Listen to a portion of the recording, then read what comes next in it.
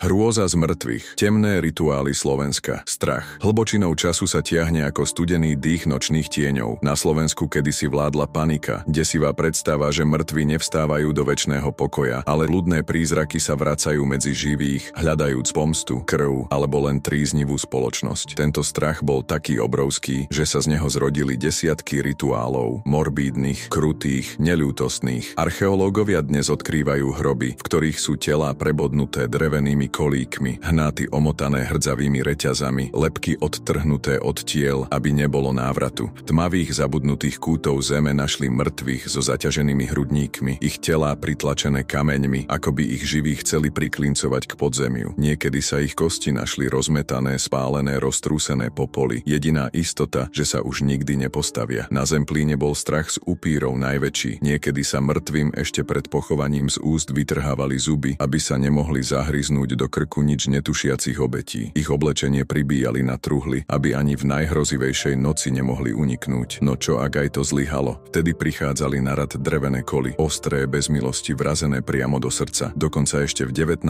a 20. storočí sa našli pohreby, ktoré vyrážajú dých. V Ružomberku ležala lebka s obrovským železným klincom vťatým cez čelo. Klinec ťažký, aby uväznil ducha v kosti. Inde zase čelusť spútaná zámkom, pevne uzavretá, aby z nej už nikdy nevyšiel jediný hrozivý šepot. Títo mŕtvi nepatrili medzi obyčajných zosnulých. Ich telá neodpočívali. Boli to bytosti, ktorých sa živí báli tak veľmi, že im bránili v návrate akýmkoľvek spôsobom. Dnes už neveríme v povstanie mŕtvych, alebo si to aspoň nahovárame. Ale keď noc padne na staré cintoríny a vietor preženie spomedzi hrobov chladný šepot, si istý, že naozaj spia?